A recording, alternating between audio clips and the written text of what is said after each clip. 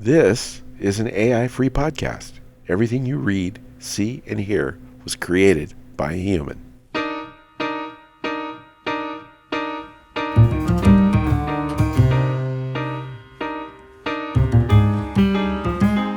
It's not a matter of not being afraid. It's about owning it.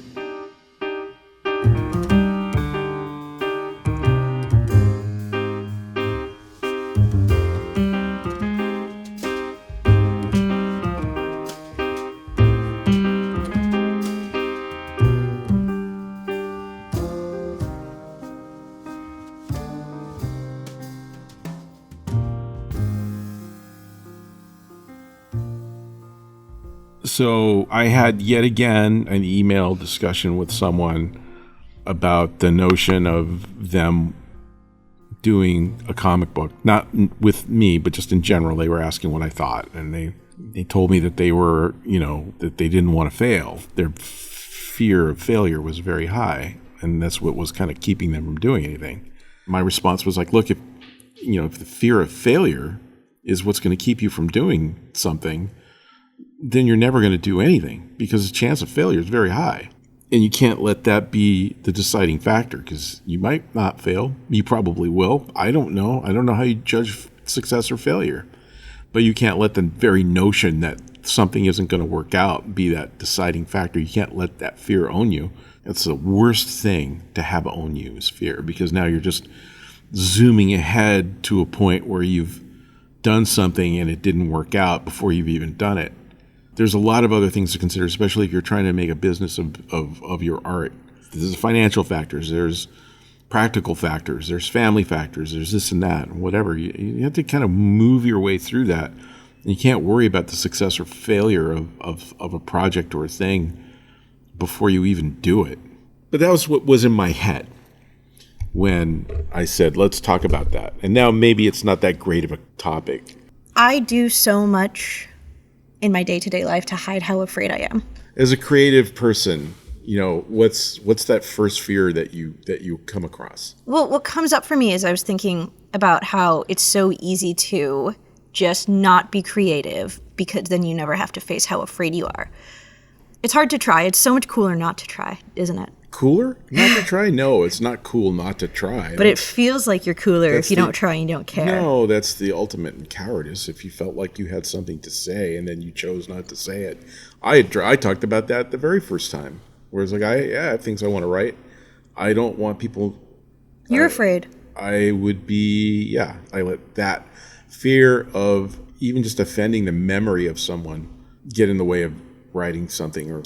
I feel like we're both people who have fear, and maybe we both aren't super in touch with what we're afraid of. And so anytime we try to talk about it, it's like trying to touch a hot kettle.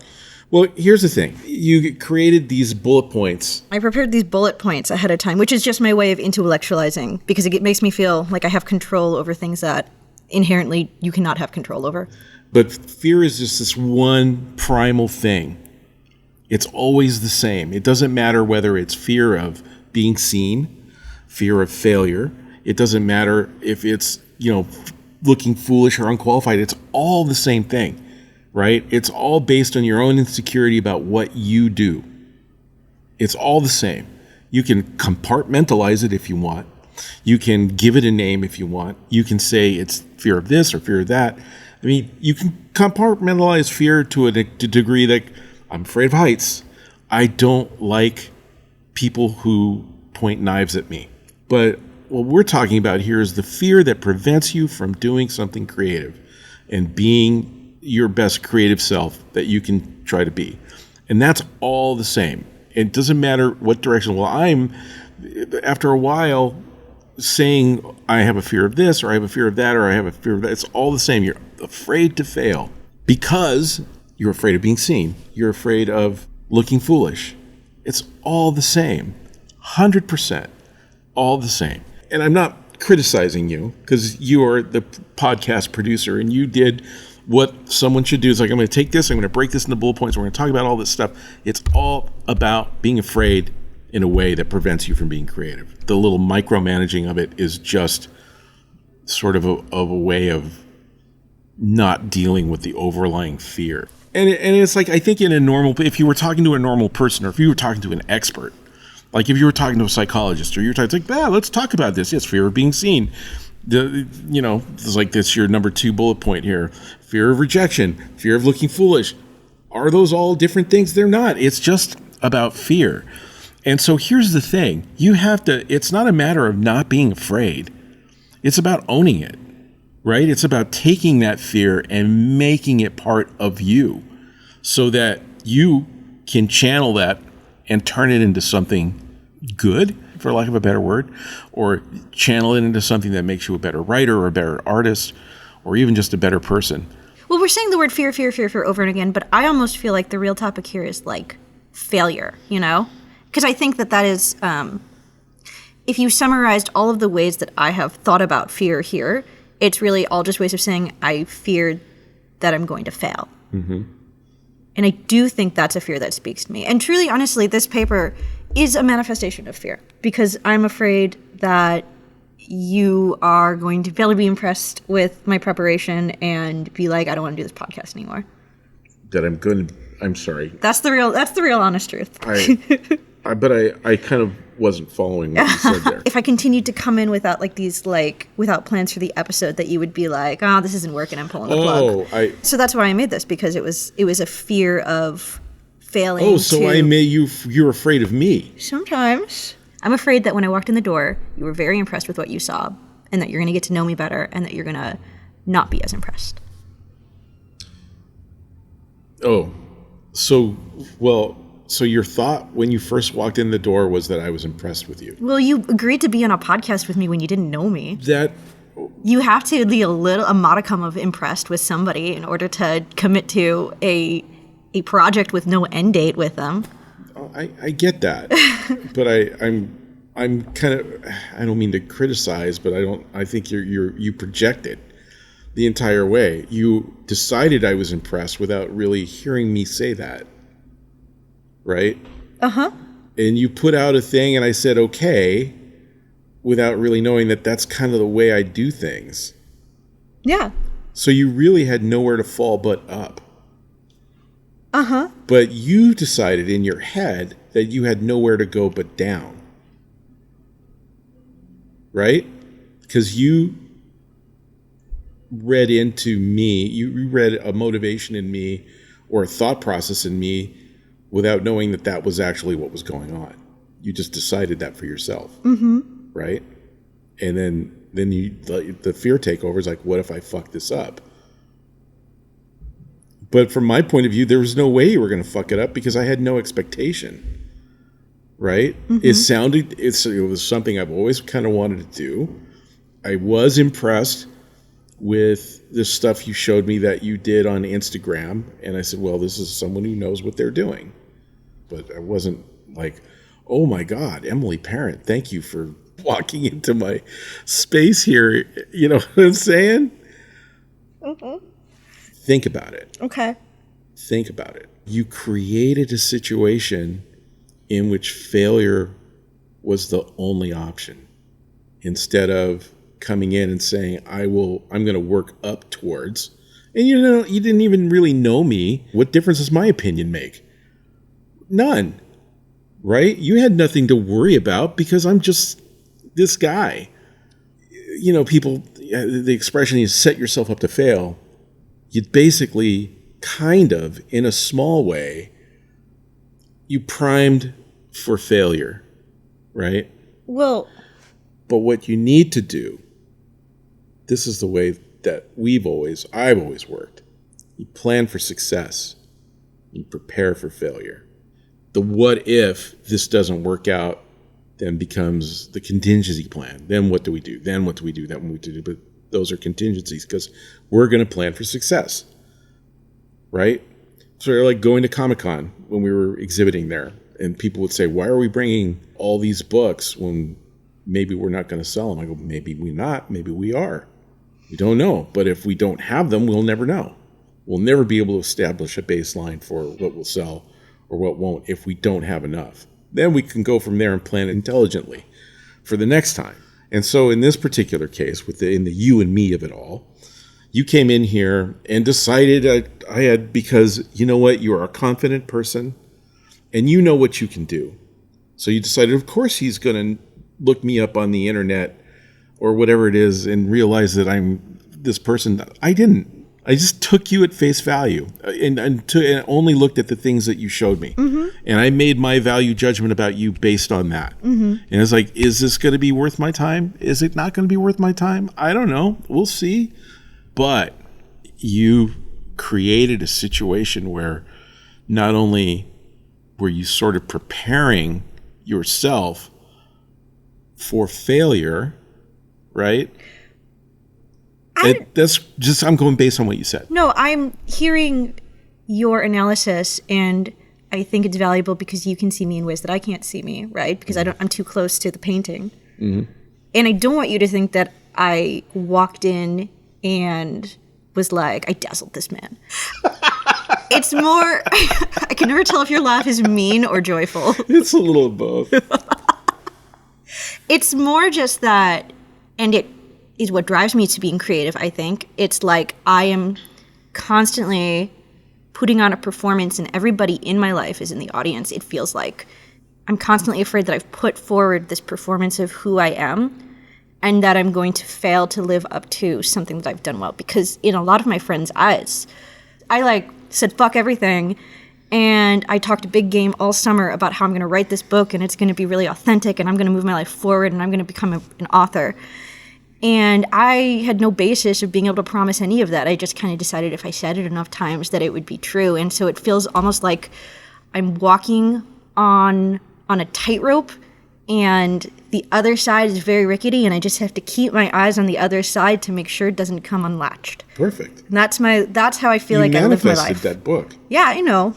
But I have to keep on believing that I can bring these things forward, and sometimes it's very hard to believe. And I don't have a completely solid circle of people who are like, this is great, keep doing this. There's people who are like, hey, don't you want to buy a house one day? You're not making any house money right now. It's hard to keep my eye on the ball sometimes. And I think that brings me back to the fear of you, because you are like, hey, you can do this. And I'm like, fuck, if Dan stops believing in me, then I'm losing a person who is believing in me. And those are valuable to me. I'm not even looking at you because I feel embarrassed.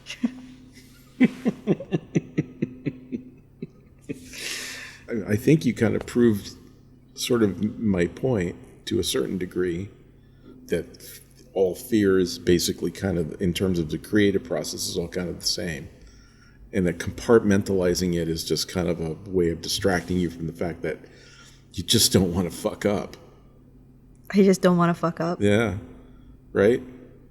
I that's what I see. I mean, that's what I see in a lot of people. A lot of people will just false senses of bravado and self-confidence that is misapplied, and people who don't understand the opportunities that they're being given.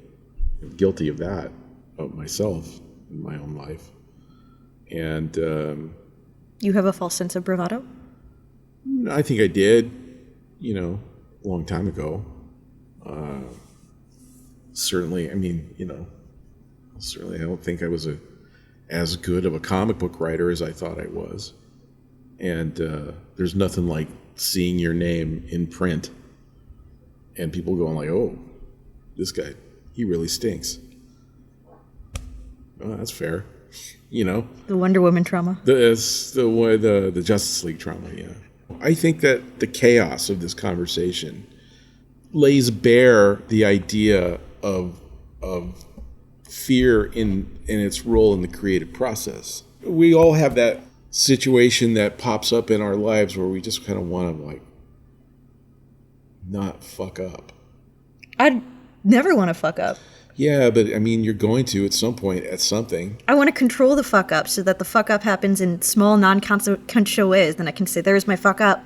Now I can get to the success. You don't have any control over how you fuck up. But you do. This is why when I graduated college, I didn't pursue writing with my creative writing degree. This is why I said I'm going to go into marketing communications, because if I do bad at that, it doesn't matter as much as than if I do bad at the thing I actually want to do. So it's like controlled fuck-ups, right? Because if I had tried to write a book at 22 and it had sucked and everybody said it sucked, I don't know if I would have ever recovered. You would have recovered. I would have, Sure, but yeah, you would have. at 21 I didn't fine. know if I would have recovered. You were fine. You know what? You made decisions based on practical realities. Probably what was going on is that you wanted to write, but you didn't have anything to write about, like that was going to have any value. Like you're going to be you want to be a writer. I think that's too much forgiveness. I think that I said, well, newsletters are kind of like writing, so I'll just write newsletters. Sure, but I mean, that was basically, I think that, just looking in through that lens that I've seen many people look through, people who are talented writers that are technical writers or whatever. It's like, ultimately, it's like if you wanted to write a novel, and you wrote a book, not a novel, but you wrote a book. But if you wanted to write a book, nothing was going to prevent you from writing that book while you were writing newsletters. You could have done both. But I didn't. But you didn't because you didn't have anything to say yet. And now you're going to just find that thing to say and you're going to do it again. You know what's maybe. You know what's or crazy? Maybe you won't. Maybe you won't. Maybe that was it. Maybe Butterfly Net is it. And then that this thing is sort of like the fate led you down this path and you found me and we're going to do this and people are going to like, this guy is old and cranky and why am I listening to this? And you're going to move on and do a podcast with somebody else. You know what is crazy? Yeah. 2 weeks ago, you were like, well, what are you going to do next? And I was like, I want to make a graphic novel. And you were like, but what do you need to do? And then I was like, oh, I don't know. And I've thought about it.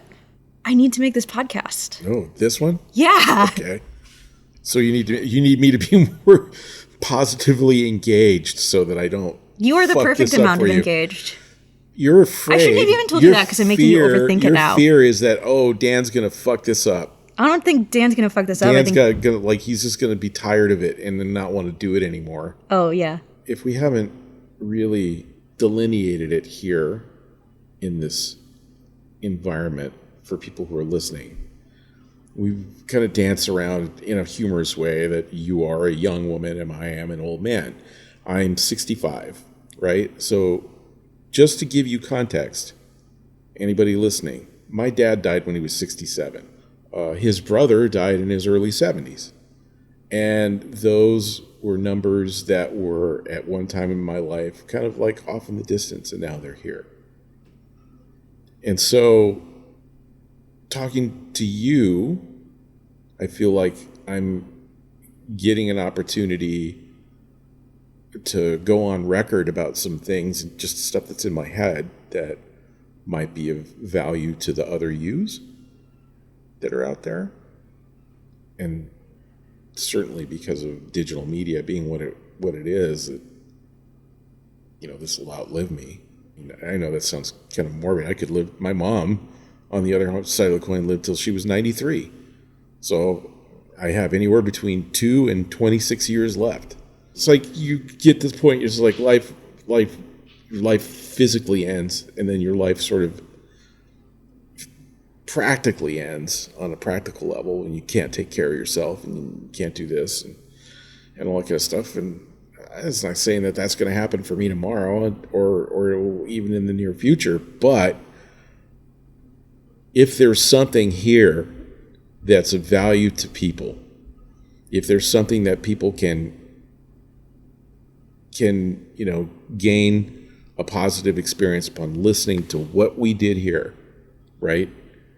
Whether it's next year, 2 years, 20 years, 50 years, outliving even yourself. If there's some little gram of something positive that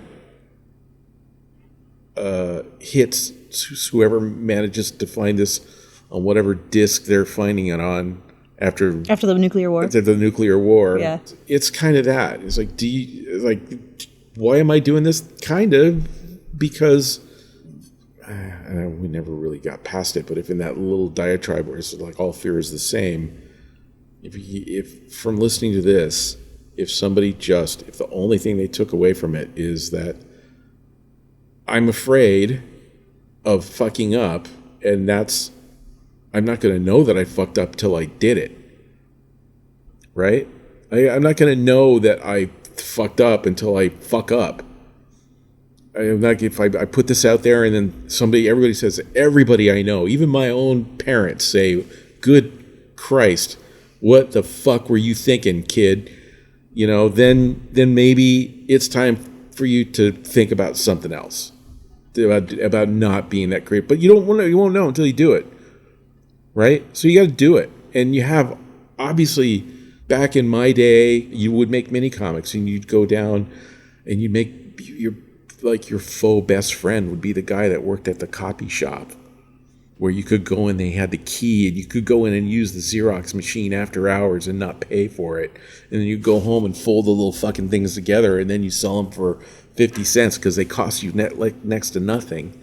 You do what you do to get it out there in any way you can, your creativity, whether it's, my experience is comics or writing. And now you have easier ways to do it. You can put stuff on Instagram. You just do it. And then when that brutal honesty comes and hits you in the face, fucking just love it. Even if it's people who say you fucking stink, own that. Don't be afraid. Don't be afraid of that moment, because that's what makes you better. And if that criticism is enough to make you buckle, you weren't meant for this. It doesn't mean you stop being an artist. You just stop posting on Instagram. Just do your things for yourself. Just fucking love the fear. Love it. Embrace it. It's fucking awesome. Right? But you just did. You did your best. And that's why your art, I refer to it as, it's got to be capital A art. It doesn't always have to be.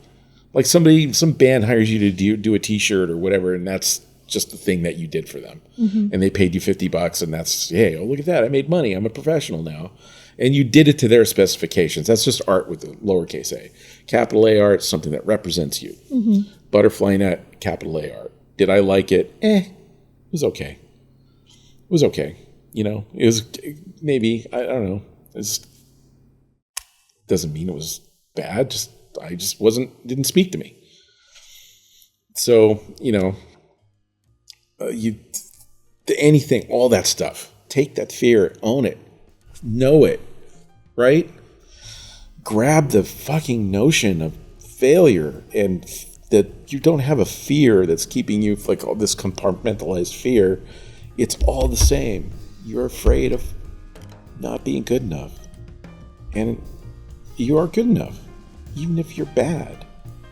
If the effort was honest, if you went and did that thing and it spoke to you and one other person liked it, end of story. Mm-hmm. Great timing.